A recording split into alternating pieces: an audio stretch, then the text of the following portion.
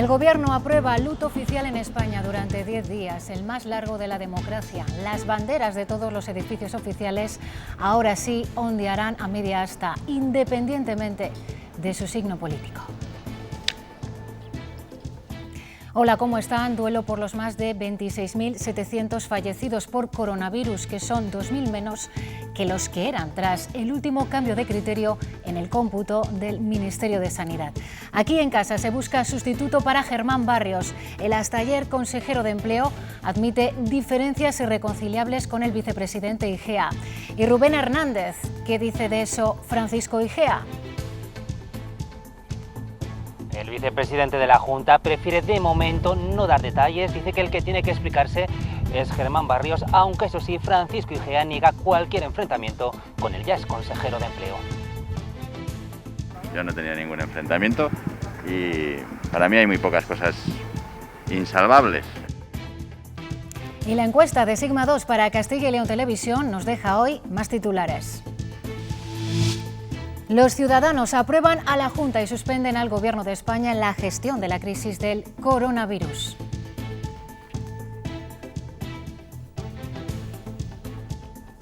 Esperábamos una explicación del Gobierno sobre la destitución del jefe de la Comandancia de Madrid, el coronel Diego Pérez de los Cobos, cuando se ha producido la dimisión inesperada del número 2 de la Guardia Civil.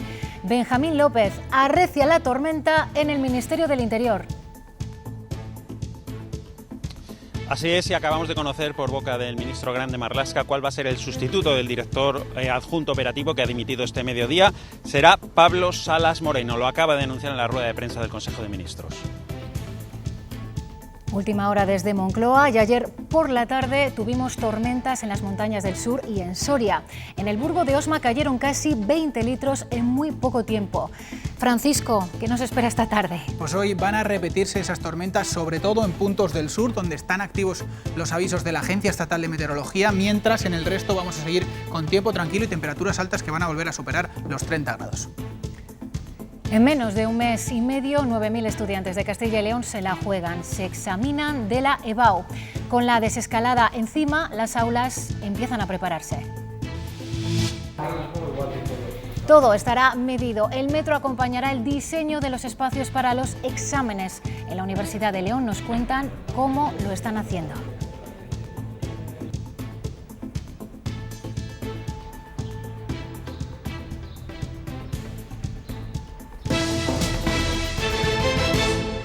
La mayoría de los castellanos y leoneses valoran de forma positiva el sistema sanitario de nuestra comunidad. Preguntados por el barómetro de Sigma 2 para Castilla y León Televisión, casi la mitad de los ciudadanos, el 46%, lo valora bien y otro 16% dice que muy bien. En total, algo más de 6 de cada 10 tienen una opinión positiva de la prestación sanitaria. Por contra, para el 22% de los castellanos y leoneses, la valoración es mala o muy mala. Soria ha sido una de las provincias más castigadas por esta crisis sanitaria. Echando la vista atrás, se es un poco más consciente de la cruda realidad que se ha vivido durante esta pandemia, con situaciones muy difíciles a nivel humano. Los expertos nos piden que ahora que termina la tormenta, no olvidemos tan fácilmente. La pandemia llegó a Soria, lo hizo mucho antes de que fuéramos conscientes de ello. Soria se convirtió en la provincia de España con mayor índice de contagios. Desde la gerencia son contundentes. No supimos valorar lo que se nos venía encima. Entonces eso hay que asumirlo, y es así. Probablemente el contagio de los profesionales fue paralelo al supercontagio que se produjo en la población. En ese momento no había medidas de protección. Silvia Ceña fue una de las primeras personas en contagiarse. Esta enfermera soriana estuvo los primeros días ingresada sin saber exactamente qué padecía. Finalmente se confirmó su diagnóstico. Estuvo muy grave, ingresada en la UCI, pero asegura no tuvo miedo por ella, sino por su familia. Casi estaba más preocupada por mi familia de casa que por mí.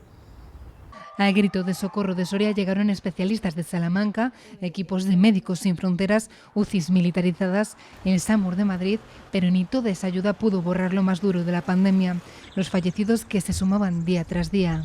En un sitio como un hospital como este se ve el sufrimiento de la gente, se ve el aislamiento, se ve las dificultades, entonces eso ya del punto de vista personal, ya no de otra cosa, porque lo otro es trabajo, ¿no? Pero desde el punto de vista personal yo creo que esos han sido los momentos más duros y que nunca olvidaremos. La provincia continúa recuperándose de la pandemia, al igual que Silvia, que todavía sigue luchando contra las secuelas del COVID, una cruda realidad que será muy difícil de olvidar.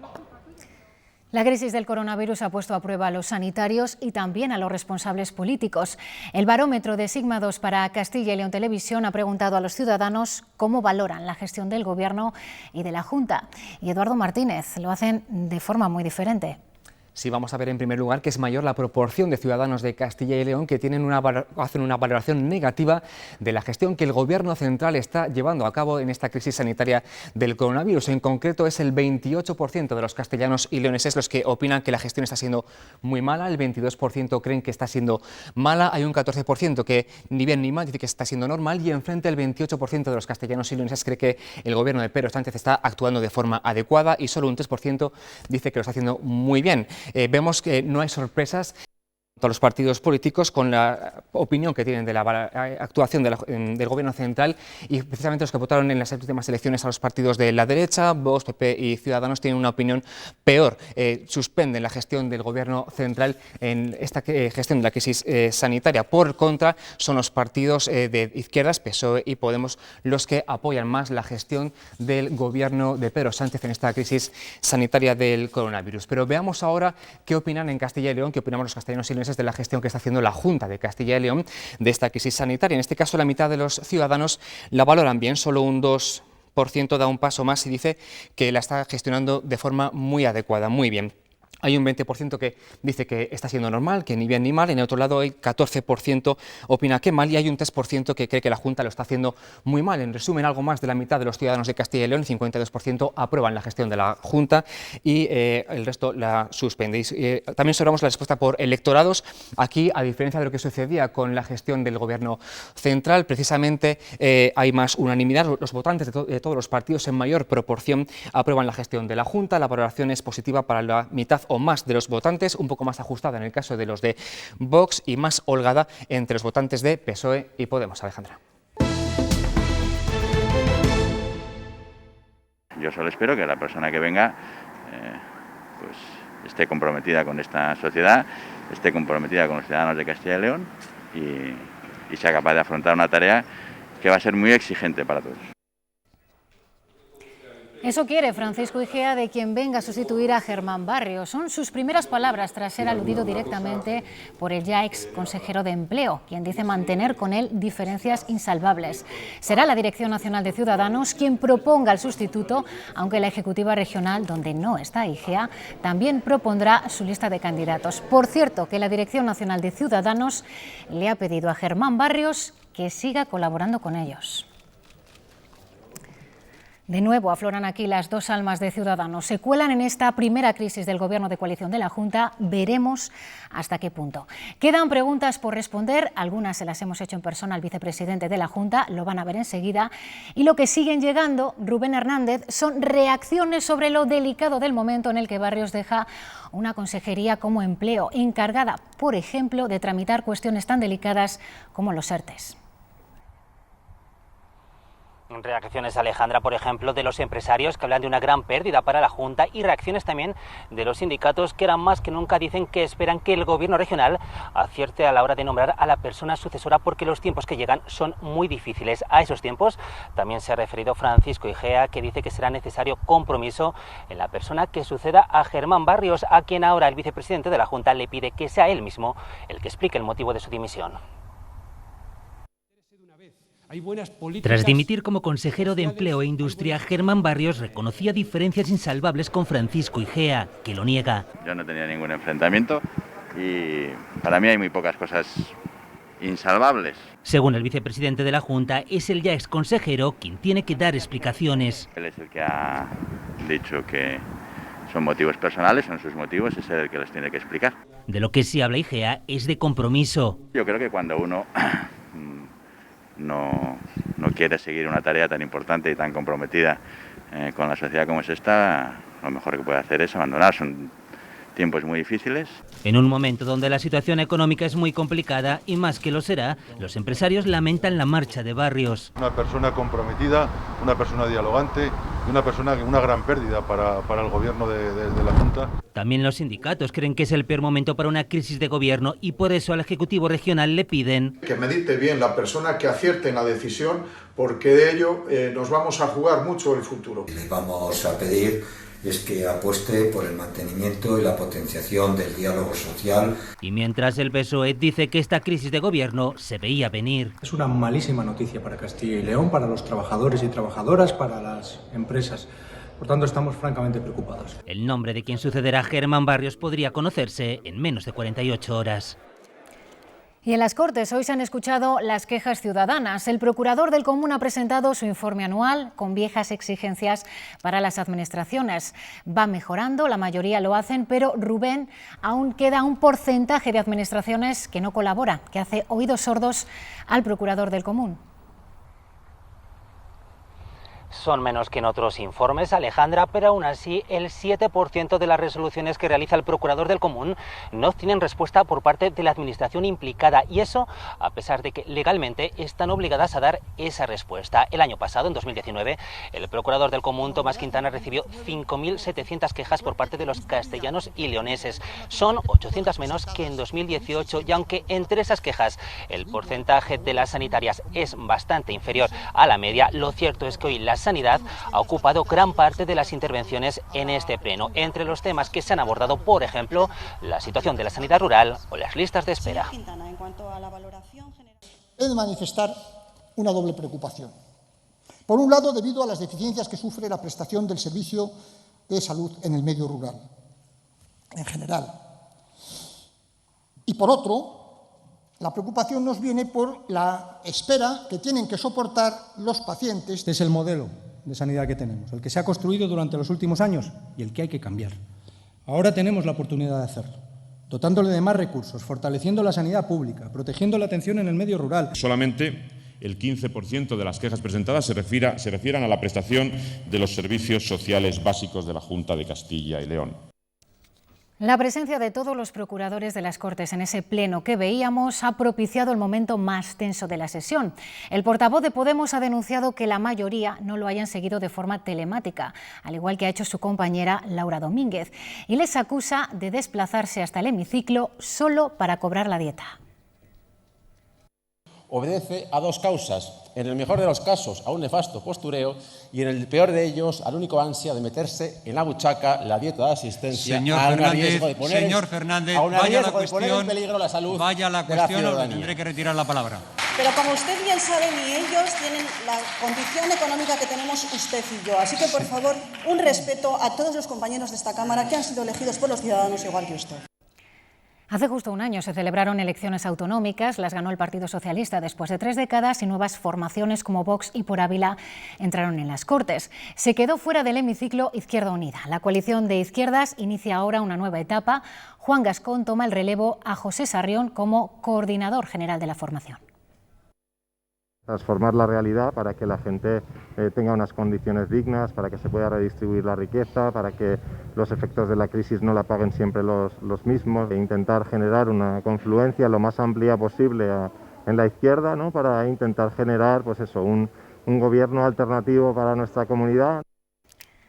Antes comprobábamos que los castellanos y leoneses valoraban positivamente el trabajo de la Junta y ocurre algo similar con sus comparecencias. Sí, algo ha demostrado el COVID durante estos 2 meses. Verónica Casado ha sido la voz que a diario ha informado sobre la pandemia. En su comparecencia en las Cortes se llegó a derrumbar al recordar a los compañeros médicos fallecidos. Los encuestados han dado el aprobado tanto a sus comparecencias como a las del resto de consejeros. Un 56% las califica de buenas o muy buenas. Ha vuelto a ocurrir que han sido los votantes de Podemos y del Partido Socialista los que las ven más acertadas. El 69% del electorado de la formación morada valora positivamente las intervenciones de la Junta. De todas esas comparecencias, de la información arrolladora que en general ha ido generando esta crisis sanitaria, les hemos intentado tener al tanto en nuestros servicios informativos. Los encuestados también han valorado nuestra labor y lo han hecho con un notable. Un 7 sobre 10 es la recompensa al trabajo que con rigor hemos intentado hacer desde el minuto 1 del estado de alarma. Estar cerca de todos ustedes. Castilla y León Televisión ha recibido el notable por parte de sus espectadores. Un 7 es la nota con la que los usuarios de la encuesta han calificado nuestra labor de información sobre el coronavirus. Son las mujeres las que mejor nos valoran con respecto a los hombres y también los mayores de 65 años. Es una buena recompensa al trabajo dedicado desde el principio en todos nuestros servicios informativos, a través de la información diaria y con programas especiales que han acompañado a los fieles en varias noches de la cuarentena. Hemos estado y seguimos estando en el lugar de la noticia, contando cómo evoluciona una pandemia que es histórica.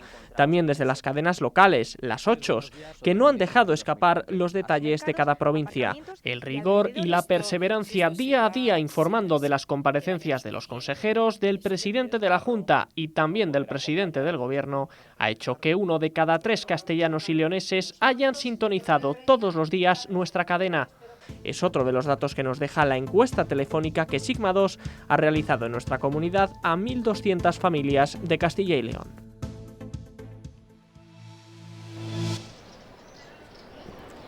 Las banderas de Castilla y León ondearán desde hoy a media asta en todas las instituciones con independencia de su color político o nivel administrativo. España está desde hoy de luto por las víctimas de la pandemia. Luto decretado por el Gobierno central porque a nivel de comunidad autónoma el duelo se guardaba en Castilla y León desde hace 54 días. El cuándo decretar luto oficial, el cuándo empezar el duelo ha sido también motivo de enfrentamientos políticos estas semanas. El Partido Popular lo pidió casi desde el principio en el Congreso y lo ha llevado a las instituciones en que gobierna. Moncloa prefería aplazarlo hasta ahora que todo el país ha superado ya, ha alcanzado ya la fase 1. Benjamín López, y eso es lo que hoy ha aprobado el Consejo de Ministros.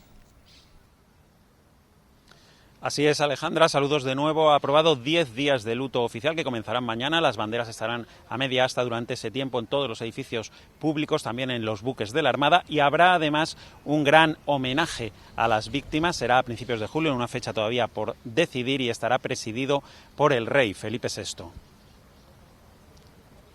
Han sido 26.834 personas las que a día de ayer, hasta la fecha de ayer lunes, han perdido la vida en esta tragedia. Ellos y ellas ya no nos acompañan físicamente, pero permanecerán para siempre en nuestra memoria y honraremos la suya como merece, con un gran acto de homenaje oficial que estará presidido por el jefe del Estado.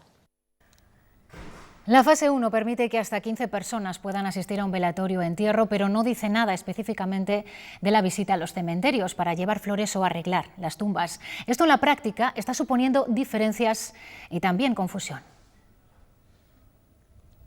Hoy reabren los cementerios y con ello las costumbres de muchas familias. Pedro nunca había estado tanto tiempo sin venir a ver a su mujer. No había estado tanto tiempo sin venir. Hoy limpia la tumba después de casi 3 meses. También Félix y Marimar. Este matrimonio solía venir todos los domingos desde hace 20 años. Todos los domingos, da igual que llueva, que nieve, que granice, que haga lo que haga, venimos.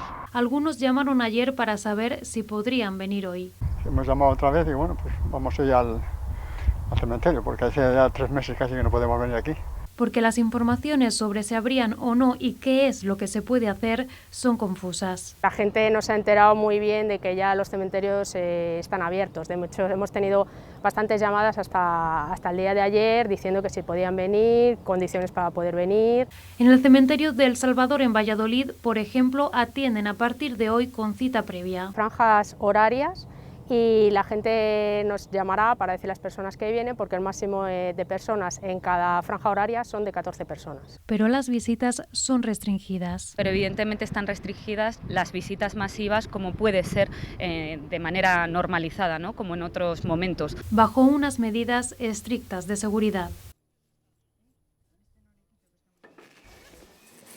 En 26 años de trabajo nunca habían gestionado tantas defunciones un mes de abril. Nunca. Ha sido una verdadera hecatombe, la verdad es que ha sido brutal. Desde la tercera semana de marzo, este tanatorio triplicó su actividad en Soria y en Valladolid. La zona de Valladolid tiene aproximadamente unos 10 fallecimientos al día. Hubieron días de 30 a 40 fallecimientos en solo un día. Y en algunos casos sin familia que acompañase. Todos los fieles difuntos. Los cementerios fueron momentos duros porque al final estaban los 3 familiares cuando podían ir, porque en algunos casos la familia estaba aislada. Ni siquiera se ha podido despedir, que ni siquiera puede velarlo, ni siquiera podemos abrir el arca para que se despidan aquí o para que identifiquen a su familiar. Han tenido que doblar la sensibilidad, la precaución, los turnos y tragarse el miedo. Cuando llegas a casa, directamente piensas, me voy directo a la ducha, no toco a nadie, no toco a mis hijos, no toco a mi marido, primero me ducho. Han adaptado la forma de trabajar y también los servicios. Ahora ofrecen apoyo psicológico gratuito a familiares y empleados y el papeleo lo realizan a través de una plataforma virtual. El último cambio en la forma de contabilizar los contagios del Ministerio de Sanidad ha reducido la cifra de fallecidos en España en 1.900 decesos, 48 en la comunidad. Debido a esta modificación de criterio, será complicado que los datos de las comunidades autónomas sean homogéneos los próximos días, es decir, que las cifras continuarán variando. Algunos expertos defienden que existan correcciones porque los datos son complejos y evolucionan, dicen, cada día. Hay que salir de esta crisis con el convencimiento de que tenemos que reforzar y robustecer el sistema de recogida de datos sanitarios. Los datos de hoy son salud para mañana, no me cabe ninguna duda. La Junta de Castilla y León es la comunidad más transparente de España. Lo dice un estudio realizado por la plataforma Dintra, dedicada al análisis de la gestión de los gobiernos autonómicos. En él se estudian 40 indicadores y Castilla y León cumple 25 de ellos.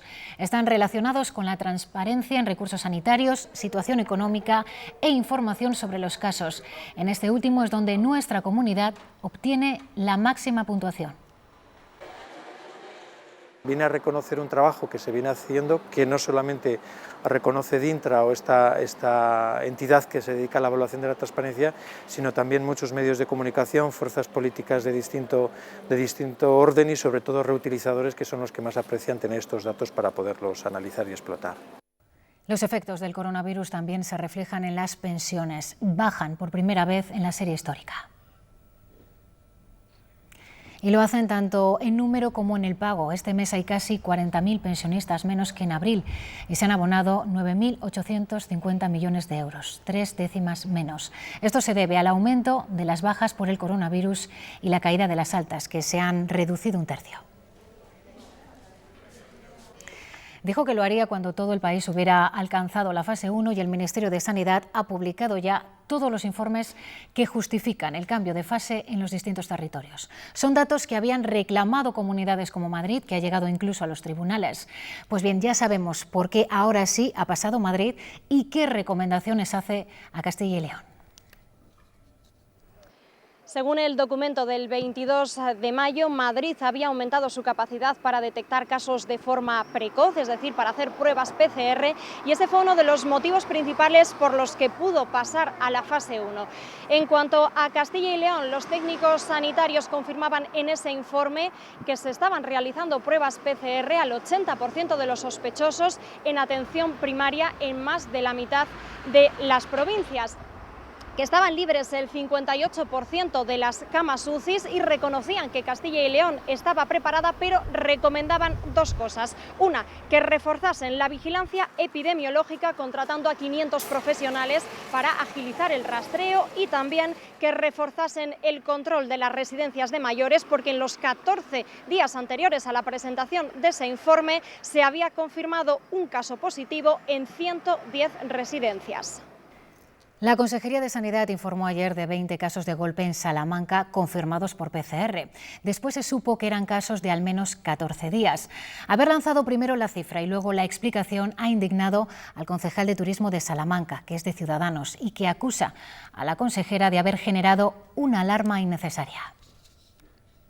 Hay que tener la misma prudencia que se pide a los salmantinos, hay que tener la misma prudencia por parte de los representantes institucionales a la hora de dar los datos. Los datos deben de darse de una forma que ilustren claramente lo que hay detrás de esos datos para evitar en lo posible que estemos en boca de toda España. Una startup vallisoletana ha desarrollado una técnica que permitiría realizar 200.000 test de coronavirus en tan solo un día. Lo han hecho aplicando técnicas de detección de hongos y bacterias en suelos agrícolas a través de la identificación del ADN. Ya tienen los primeros kits que van a entregar, por ejemplo, al Centro Nacional de la Gripe en Valladolid, donde en pocos días comenzarán a utilizarlos. Este sistema es similar al de una PCR, identifica virus y cuantifica carga viral. Sin embargo, es capaz además de identificar un pedazo de ADN del virus. El análisis identifica las muestras con un código de barras molecular, como los tubos de las PCR. También identifica el virus. La diferencia es la rapidez. Lo mezclamos todo porque podemos marcar el virus de cada persona o la muestra de cada persona de forma molecular. De tal forma que ponemos todo el pool de personas, las 1.200 muestras, a la vez en la máquina y podemos identificar la muestra de cada una de ellas. Lo que consigue una escalada de resultados de 1.200 por secuenciadora de ADN. En España existen 150 secuenciadoras. Este método por identificación de ADN permitiría realizar test masivos. De forma epidemiológica para saber si el virus está circulando o no en nuestro ambiente. De tal forma que podemos analizar un vecindario entero. La empresa también ha creado los kits necesarios para realizar los análisis. Hoy mismo los harán llegar al Centro Nacional de la Gripe en Valladolid, también al Instituto Carlos III de Madrid, donde comenzarán en pocos días a realizar estas pruebas usando este nuevo método. Se enreda aún más la madeja en el Ministerio del Interior que dirige Fernando Grande Marlaska. A la polémica destitución del coronel Pérez de los Cobos se une la dimisión ahora del director adjunto operativo de la Guardia Civil. Tenía que haber sido relevado en marzo, pero lo suspendió por la crisis del coronavirus. Benjamín López, volvemos contigo. ¿Qué es lo que ha dicho el ministro? Pues respecto a esta última dimisión que hemos conocido hoy, la verdad es que no ha dado explicaciones, se ha limitado a anunciar el nombre del sustituto, que va a ser el general de división Pablo Salas Moreno, que hasta ahora era el jefe del Servicio de Información de la Guardia Civil. Será el sustituto, como decimos, de Laurentino Ceña. Respecto al otro asunto, el cese fulminante del hasta ahora máximo responsable de la Guardia Civil en Madrid, Pérez de los Cobos, el ministro del Interior ha dicho que única y exclusivamente se debe a razones de reconstrucción de los equipos, que deben tener, ha dicho, la máxima confianza del ministro del Interior. Esa ha sido la explicación de Marlaska. Es que la sustitución, cese del coronel Pérez de los Cobos es única y exclusivamente debida a esa política, vuelvo a decir, de política razonable, normal, de reconstitución de nuevos equipos, dentro de lo que son el ámbito de máxima confianza que todo dirigente político plantea al hacerse cargo de un puesto concreto. Crece la polémica por la destitución de Pérez de los Cobos. Este mediodía ha presentado su dimisión el director adjunto operativo de la Guardia Civil, Laurentino Ceña. Para entender qué está ocurriendo, hay que arrancar en el Juzgado de Instrucción número 51 de Madrid. Su titular, Carmen Rodríguez Medel, pidió a la Guardia Civil que investigara por qué se autorizó la marcha del 8M y otros actos multitudinarios en esas fechas. El informe de los agentes señala a Illa y a Simón y ha acarreado por ahora la imputación por presunta prevaricación del delegado del Gobierno en Madrid, Ángel Franco. Estoy convencido de que este proceso después concluirá con el reconocimiento de lo que ya se ha venido diciendo incluso por parte de los forenses, ¿no?, en esa misma investigación, que es que aquella manifestación no es relevante para los contagios. Tras la destitución del coronel Pérez de los Cobos, la jueza advierte por escrito al Ministerio del Interior. No está dispuesta a permitir injerencias políticas en su investigación que incluso podrían conllevar consecuencias penales. Desde el PP, Teodoro García Egea ha calificado la destitución de Pérez de los Cobos como una infamia y acusa al gobierno de fulminar a todo el que le estorba en sus planes totalitarios. Y en Ciudadanos, Edmundo Val ve incluso la comisión de un presunto delito por parte del ministro Marlaska. La Audiencia Nacional podría pedir al Supremo que investigue a Pablo Iglesias en una de las ramas del caso Villarejo. Se trata del caso de Dina Düsselham, miembro de Podemos, a quien presuntamente el excomisario sustrajo en 2015 un teléfono móvil con fotos comprometedoras e información del partido. En enero de 2016, el presidente del Grupo Z, Antonio Asensio, le entregó la tarjeta SIM de ese teléfono a Iglesias, pero tardó más de 5 meses en devolvérsela a la afectada. Además, el juez cree que pudo haber copiado la información, lo que podría constituir un delito de revelación de secretos y daños informáticos. El gobierno de Íñigo Urkullu ha pedido al Ministerio del Interior el acercamiento de unos 300 presos vascos a cárceles de esa comunidad autónoma. Entre ellos hay más de 200 etarras. Alega que el contexto por la pandemia del coronavirus desaconseja que sus familias tengan que desplazarse por toda España para ir a visitarles a prisión. La mayor aerolínea de Alemania va a intensificar las conexiones con España tras el anuncio de Pedro Sánchez de la reapertura del turismo internacional. Lufthansa ha avanzado un aumento de los vuelos a Mallorca, Ibiza y Málaga a partir del 1 de julio. Es una buena noticia para el sector, ya que Alemania es el segundo emisor de turistas a nuestro país. El año pasado nos visitaron más de 11 millones de alemanes, de los que casi 180.000 se decantaron por Castilla y León.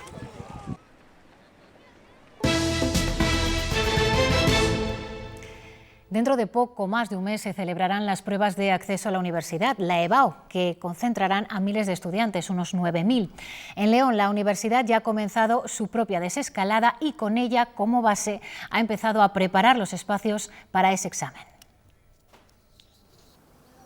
Medidas como esta, entrada por una puerta y salida por otra, serán las que veremos cuando se celebren las pruebas de acceso a la universidad en esta Universidad de León, en esa EBAU de principios del mes de julio. Ya no vamos a ver aulas llenas, tienen que estar a un 30% de su capacidad y esta universidad va a destinar un total de 11 centros para realizar esas pruebas. Este viernes se reúne la Comisión Organizadora de Selectividad en Castilla y León para organizar todas esas medidas de seguridad de cara a las pruebas de selectividad. Así será el camino a la EBAU de 2020. La selectividad estará totalmente parcelada, entradas, salidas y espacios de espera. Todo estará delimitado para asegurar la distancia entre alumnos y profesores. En Salamanca y en León preparan ya el diseño de la señalización. A todos los centros se les enviará un esquema también y un plano donde tienen que ir cada centro, a qué puerta, dónde y de qué manera y a qué hora tiene que estar allí. Estos días las universidades, metro en mano, toman medidas a las aulas. En una clase con 100 pupitres solo se podrán ocupar 30. Por eso tienen que triplicar el número de sedes. En el distrito de Valladolid pasan de 6 a 18. Y para organizar las llegadas, las universidades han pedido ayuda externa. Con la policía local también para que organice, para que no haya grupos numerosos de gente. Con los alumnos más repartidos también hacen falta más vigilantes. Más del doble que otros años han respondido al llamamiento. La EBAU será del 1 al 3 de julio y los exámenes estarán repartidos en los 3 días. Los alumnos no se podrán mover de su sitio hasta que todos terminen para que salgan todos a la vez. Y además, junto con el boli y el DNI, este año la mascarilla formará parte del kit de la EBAU.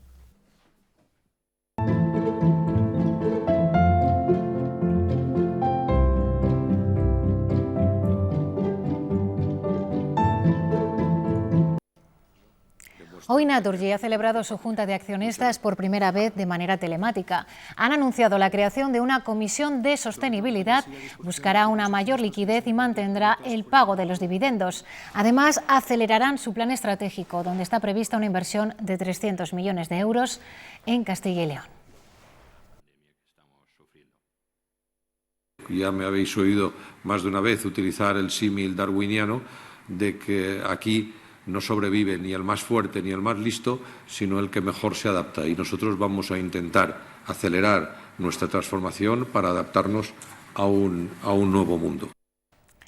A las puertas del Congreso de los Diputados esta mañana se han congregado casi 200 chefs españoles, algunos con estrella Michelin. Así, con una chaquetilla en el suelo a modo de protesta, exigen responsabilidad y medidas para salvar su sector. Recuerdan que la hostelería aporta el 6% al Producto Interior Bruto y que da empleo a más de 1,5 millones de personas. Y por eso piden al Gobierno más diálogo. El Colegio de Aparejadores y Arquitectos Técnicos de Burgos ha creado una bolsa gratuita de voluntarios para asesorar a los diferentes sectores económicos de cara a reabrir sus negocios. La mayoría de las consultas están siendo de la hostelería para aclarar dudas acerca del aforo y del espacio permitido.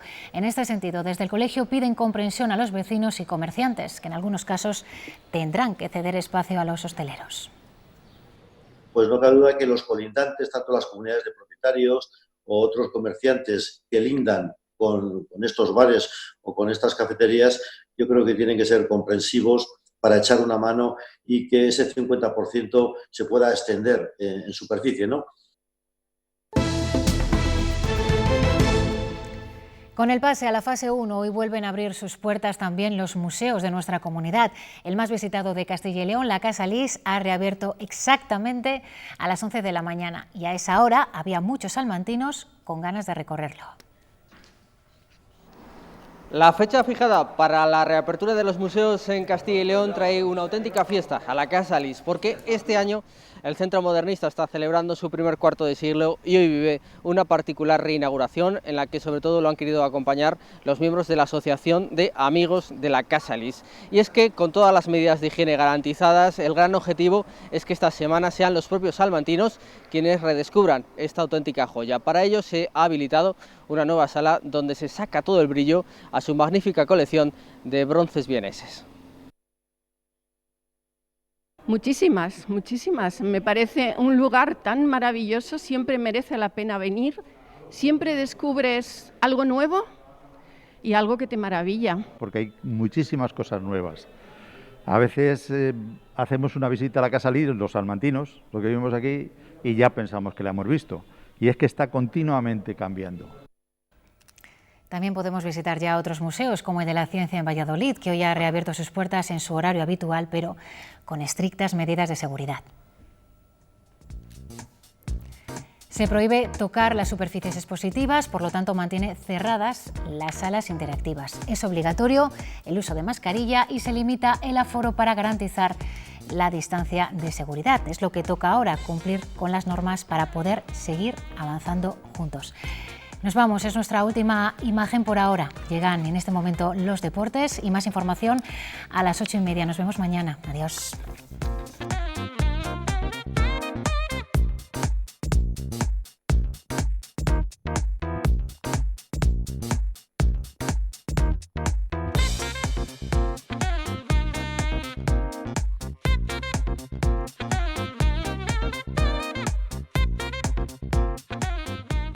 Estamos consiguiendo que esto sea imparable.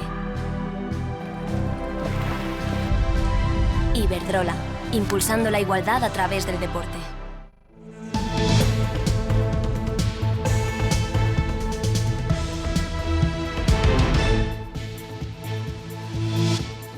Yo creo que he llorado en la UCI más que en toda mi vida.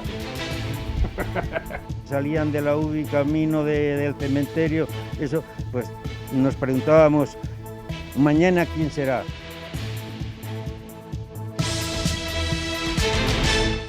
Muy buenas tardes. Manuel Montoya Lolo fue el capitán del Venta de Baños en Tercera División durante los años 90, un jugador carismático, aún recordado, que ha tenido en vilo a su municipio. El coronavirus lo mantuvo 14 días sedado en la UCI y más de 7 semanas aislado. Fue, eso sí, el primer palentino en abandonar la unidad de críticos y hoy nos ha contado su historia. Lolo protagonizó el vídeo más esperado, el de la primera persona en Palencia que lograba salir de la UCI. Sí que es verdad que fue muy emocionante, lo que pasa es que yo las fuerzas que tenía eran nulas, no podía ni levantar la mano. Hice así un poquitín porque no podía hacer otra cosa. 54 días aislado que comenzaron con unas simples décimas. Me dio. O sea que además quiero decir, mis síntomas no eran alarmantes. Yo he estado sedado 14 días. 14 días que claro, no te enteras de nada, que el problema es para la familia, esperando el teléfono y la preocupación y demás. Salían de la UBI camino del cementerio, eso, pues nos preguntábamos, mañana quién será. Su mujer y sus hijos le animaron cada día con vídeos que también se popularizaron. Yo creo que he llorado en la UCI más que en toda mi vida junto. viendo vídeos y viendo cosas que me mandaban y cosas. Hoy, 16 de abril, queremos destacar también esta imagen. Queremos mandar un mensaje de esperanza. Aplauso emocionado de los sanitarios porque es una victoria de todos. Lolo salió de la UCI el día 16 y el día 17 yo cumplía 80 años. Y me dicen los hijos, ¿qué regalo que te tenemos que hacer? Digo, pues el que me habéis hecho, el mejor de mi vida. Fue el capitán del Venta de Baños en tercera y el primero en encontrar el final feliz. Hoy su vida continúa con normalidad. Bueno, y durante esta semana los jugadores de los 4 equipos de Castilla y León, aspirantes al ascenso a Segunda División B, pasarán los pertinentes test del coronavirus. Los primeros en hacerlo, Laura Hernández, buenas tardes, han sido los integrantes de la gimnástica segoviana. Buenas tardes, pues durante la jornada de hoy y mañana pasarán por aquí jugadores y cuerpo técnico de la segoviana para someterse a los test de la COVID-19. Si no hay imprevistos, tienen pensado reiniciar los entrenamientos el próximo lunes 1 de junio. Eso sí, todavía no se ha aclarado si los podrán reiniciar de manera individual o grupalmente, porque estos últimos solo están autorizados a partir de la entrada en la fase 2 de desescalada. Si no hay imprevistos, todas las miras ya están puestas en el play-off de ascenso que previsiblemente se celebrará entre el 18 y el 26 de julio. Queremos, lógicamente, que los jugadores lleguen lo mejor rodados para evitar lesiones, para llegar competitivamente en las condiciones más óptimas, si bien es cierto que no somos ajenos a que, bueno, pues, y desde mi punto de vista esto a mí me parece precipitado, la salud debería prevalecer. Los equipos que estamos inmersos en playoff partimos contra la desventaja de cara a la temporada que viene. Primero porque tenemos la incertidumbre de no saber si vamos a estar en una competición o en otra, en una categoría o en otra, y segundo porque obviamente los clubes ya se están moviendo, las plantillas ya se están cerrando, ya se ven noticias de entrenadores nuevos.